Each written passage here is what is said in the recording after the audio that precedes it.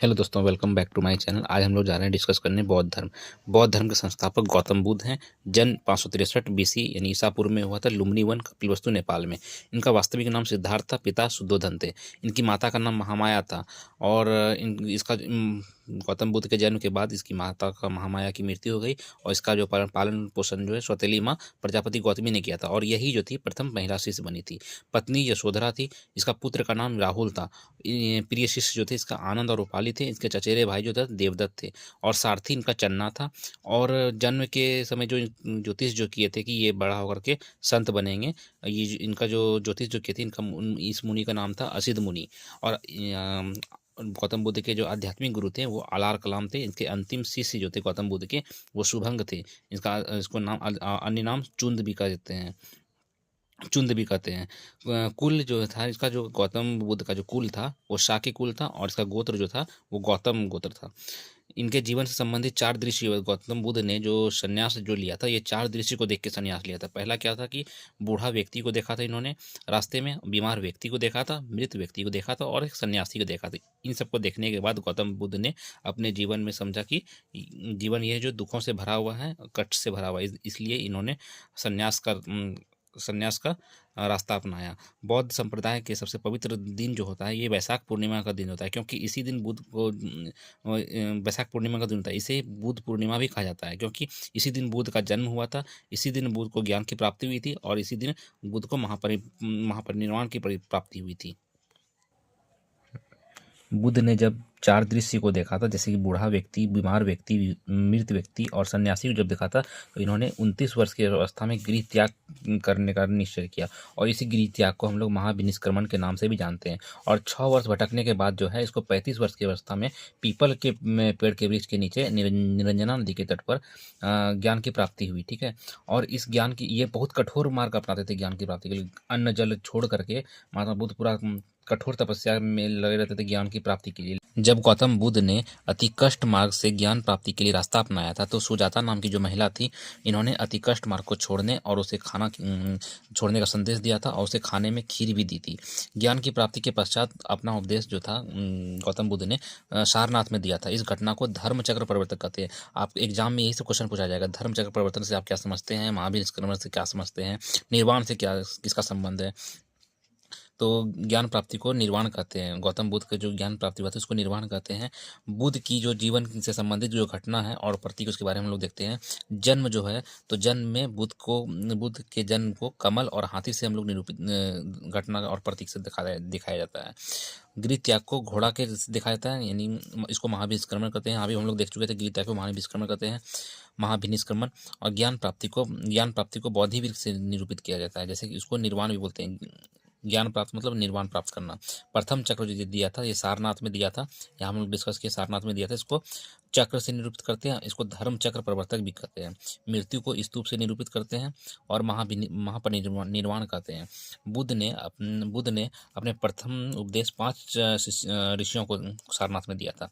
इस उपदेश में उन्होंने 4 आर्य सत्य दिए थे। ये 4 आर्य सत्य क्या थे? संसार जो है दुखों से भरा है और दुख का कारण तृष्णा यानी हमारी इच्छा है। अगर हम लोग दुख का निवारण करना चाहते हैं तो हमें अपना इच्छा को, दुख का निवारण संभव है। और इस दुख का निवारण कैसे संभव है? तो अष्टांगिक मार्ग के पालन से दुख का निवारण किया जा सकता है। ये अष्टांगिक मार्ग क्या है? तो ये अष्टांगिक मार्ग है। अष्टांगिक मार्ग में क्या आता है? सम्यक कर्म, यानी हमारा सम्यक मतलब क्या होता है? अच्छा कर्म करना चाहिए। हमारे अपने जीवन में अच्छा कर्म करना चाहिए। हमें अच्छी वाणी बोलनी चाहिए, क्योंकि हमारी वाणी से किसी दूसरे को कष्ट ना हो। सम्यक कल्पना यानी अच्छी संकल्पना करनी चाहिए, सोच अच्छी रखनी चाहिए। सम्यक दृष्टि, हमें अपनी नज़र में कुदृष्टि नहीं करनी चाहिए। सम्यक व्यायाम, अपने शरीर को सम्यक व्यायाम से, अच्छे व्यायाम से स्वस्थ रखना चाहिए। सम्यक स्मृति, हमारी याददाश्त को अच्छी रखनी चाहिए। सम्यक समाधि और सम्यक आजीविका, हमारी आजीविका भी अच्छी होनी चाहिए, ना कि चोरी चपारी से पैसा कमाया जा सके। इससे क्या होगा कि हमें अष्टांगिक मार्ग की इस रास्ते से पालन करके हमें महात्मा बुद्ध ने 80 वर्ष की अवस्था तक भिन्न भिन्न स्थानों पर भ्रमण किया और सभी जगह जाके उपदेश देते रहे। सबसे ज़्यादा उपदेश जो थे श्रावस्ती में दिए थे और अंतिम उपदेश जो थे कुशीनगर यूपी में दिए थे। उसके बाद महात्मा बुद्ध की जो मृत्यु हुई थी वह 80 वर्ष की अवस्था में 483 ईसा पूर्व में कुशीनगर में हुई थी। और बुद्ध के जो अन्य नाम, बुद्ध के अन्य नाम से क्वेश्चन पूछा जाता है। अन्य नाम में इसका वास्तविक नाम तो सिद्धार्थ था, अन्य नाम में इसको बुद्ध भी कहा जाता था, तथागत कहा जाता था, साक्य मुनि कहा जाता था, कनक मुनि कहा जाता था, लाइट ऑफ एशिया कहते थे इन बुद्ध को, और गौतम भी कहते थे। बुद्ध की मृत्यु के पश्चात जो 4 बौद्ध संगतियाँ हुई थी, 4 बौद्ध संगतियों का आयोजन किया गया था। प्रथम बौद्ध संगति 483 में BC ईसा पूर्व में हुई थी, और जिसमें कि स्थान जो था राजगृह था, और महाकश्यप इसके अध्यक्ष थे, और अजातशत्रु इसके राजा थे। और इस बौद्ध संगति में कुछ कार्य भी हुए थे, आगे कार्य को हम लोग देखेंगे। पहले हम लोग बौद्ध संगति को देख लेते हैं कि कहाँ कहाँ पे हुए थे और अध्यक्ष और राजा कौन थे। प्रथम बौद्ध संगति 483 में हुआ था। दूसरा जो बौद्ध संगति हुआ 383 में, 100 साल बाद 383 में वैशाली में हुई थी।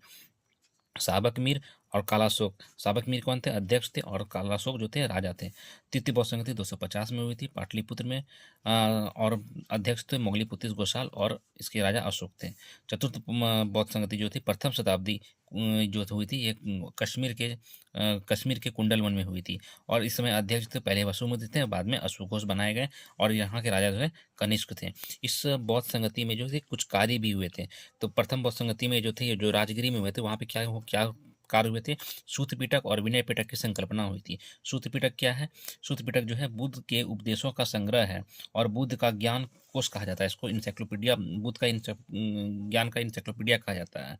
ठीक है। और विनय पिटक में क्या होता है कि ये संघ के आचरण से संबंधित है, ये संघ के आचरण से संबंधित है। द्वितीय बौद्ध सभा, ये द्वितीय बौद्ध सभा जो हुआ था ये वैशाली में हुई थी, 383 में हुई थी, और इस समय जो कार्य हुआ था, बौद्ध धर्म 2 भाग में बढ़ गया था, एक अस्थावीर और एक महासंघिक। अस्थावीर में क्या हुआ था कि भिन्न भिन्न स्थानों पर घूमने वाले को अस्थावीर कहा जाता था, और महासंघिक संघ में से बंधे हुए होते थे। और तृतीय बौद्ध सभा में क्या हुआ था? अभिधम्म पिटक की संकल्पना हुई थी। अभिधम्म पिटक क्या होता है कि बौद्ध धर्म के महान सिद्धांतों का वर्णन को अभिधम्म पिटक कहते हैं। ठीक है। और चतुर्थ बौद्ध संगति में क्या हुआ था कि इस सभा से बौद्ध का जो 2 संप्रदाय में बढ़ गया। यहाँ पे हम लोग 2 भाग में देखे थे कि अस्थावीर और महासंघिक में बटा गया था द्वितीय बौद्ध सभा में। और चौथे जो बौद्ध सभा थी इसमें 2 भाग में बढ़ गया था, हीनयान और महायान। हीनयान क्या होता है कि बौद्ध धर्म का जो छोटा यान था उसको हीनयान कहते थे, और महायान क्या होता है कि बौद्ध धर्म का जो बड़ा यान था उसको महायान कहते हैं। बुद्ध की जो मूल शिक्षा थी उसके साथ ही ये आगे बढ़ने वाले को हीनयान कहते हैं। ये रूढ़िवादी संप्रदाय के तौर पे कार्य करते थे। ये मूर्ति पूजा में विश्वास नहीं करते थे, और बुद्ध को एक मानव के रूप में मानते थे, भगवान के रूप में नहीं मानते थे। बुद्ध का जो आदर्श वाक्य जो था, अपो दीपो भवा, यानी अपना दीपक स्वयं बनो, इसका पालन करते थे। और बोधिसत्व की अवधारणा में विश्वास रखते थे। कौन? हीनयान वाले। और महायान वाले क्या करते थे?